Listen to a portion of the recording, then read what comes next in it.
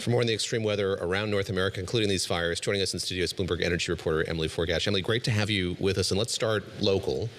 As you say, Christina, all news is local. All news is local. But it does feel better today. Talk just a bit about what we've experienced here over the course of the last week. What's, how much Canada does these fires do bear responsibility for it? And then indeed, looking at this World Cup, what it means for that match tomorrow. Yes, so the air in New York was quite bad this week. If you remember 3 years ago when there were Canadian wildfires that sent smoke down to the New York area, it wasn't nearly as bad as that, but other places around the country were also experiencing terrible air this week. It has gotten a bit better today and will keep getting better through the day. We expect some rain in New York today that should help. And yeah, the World Cup match seems to be happening tomorrow, although that can always change.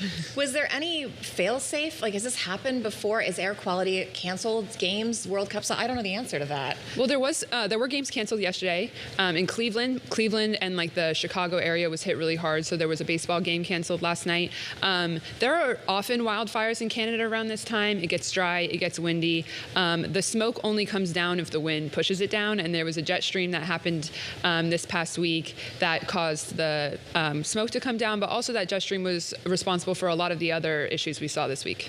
Let's talk a bit about heat, which is part of this whole conversation as well. I know you cover utilities, and I see the emails that I get from Con Ed indicating when I should have the AC on or off and how my behavior should change as a result. Our building would like us to keep it at 76 degrees. 76, 78. Oh, it's warm. It is warm. Yes, it is. How are utilities reacting to all of the kind of extreme weather that we've seen here in the summer so far? Yeah, it's getting increasingly challenging for utilities and for grid operators to meet demand that comes with turning on your AC and other things when it gets really hot. Another issue that utilities are contending with is in California. It was also dry and windy, and that's the perfect atmosphere and temperature for fires. And oftentimes fires can start because of electricity sparking it. So PG&E, which is a utility in California, had to turn off power for some people on Wednesday, forced shutoffs in order to avoid any wildfires. There were wildfires in Canada, unfortunately. And then grid operators throughout the U.S. in the middle of the country and the East Coast were issuing some warnings when it got really hot on Wednesday and Thursday. Are we expecting more pause in service, more grid stops like on the East Coast? How is the grid doing? Because we talked at the start of the show about AI and, energy costs are getting more expensive, and it just seems like we're putting a lot of pressure on some pretty old grids. Yes. Should we expect some more interruptions? That is a great way to put it. We are putting a lot of pressure on some old grids. For this week, the PJM grid, which is in the mid-Atlantic, which actually includes Data Center Alley in Northern Virginia, only issued an Energy Emergency Alert 1, which just means that the grid was becoming stressed. The middle of the country grid, that one issued an EEA 2, which is one step below rolling blackouts, but those grids did not have to institute rolling blackouts this time. If you remember 2 weeks ago, right before July 4th, it was even hotter here, and the grids were even more stressed. So this is becoming just more frequent as the summer gets hotter and it gets longer. It starts earlier and goes longer. Wandering around the neighborhood, people have masks back on. There is, as you talked about, we had this experience a couple of summers back where it had this post-apocalyptic look to the city, hard to see the sun. Everything looked really kind of red and sepia-toned. What do we know about the dangers of this, just being in this environment, breathing all of this in? How worried people should be just about prolonged exposure to what we're seeing? Yeah, I mean, it depends on how sensitive you are. So if you have asthma, if you're part of the sensitive groups, officials were telling people to stay inside. If they didn't have air conditioning while it was hot, try to go somewhere indoors where there was air conditioning.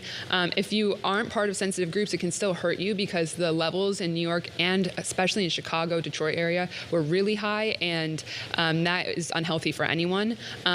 There could be lasting effects, but this time, as I mentioned, was not as bad as 3 years ago. Yeah. I mean, do they recommend a mask? It was interesting that so for those of us who traveled a lot around the world, I walked out of my apartment and it reminded me of going to developing nations where they burn trash in urban centers. Like, you get that same acrid smell and it just kind of hits you in the face. It's a very distinct smell.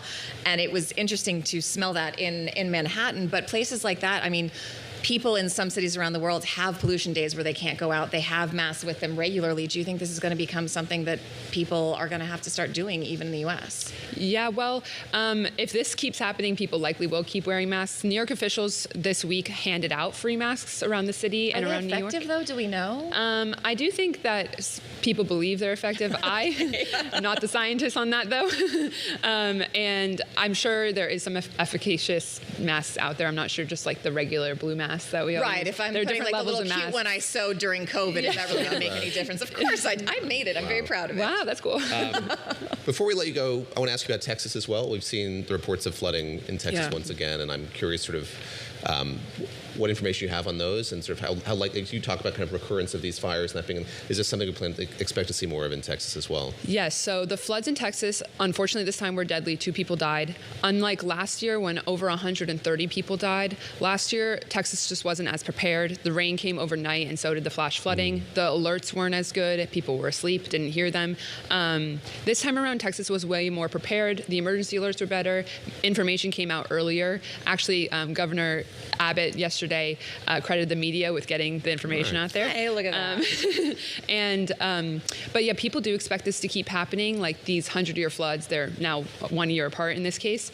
And all of these things that are happening together, it's really important to understand that this could keep happening all at the same time. They're called compounding events. And as climate change gets worse, these overlapping events could keep happening. So yesterday I reported that nearly 180 million Americans were experiencing either the floods or the heat or the smoke or both. And that was almost more than half the country, and that just could keep happening. Before we let you go, what is the economic impact of all this? Because obviously you see like the big meta impacts, but even in the cities, people aren't going out, people aren't going to dinner. Like it seems like it's going to hit across all the economy. Yeah, so the smoke could impact the economy for sure for the reasons you just mentioned, and if people are working outside and they can't. Floods, obviously, destructive floods have huge economic impacts in the billions of dollars, and if they keep happening, obviously it gets more expensive. And the exact economic toll of these floods won't be calculated for a while. I still think that parts of Texas were recovering from the floods last year.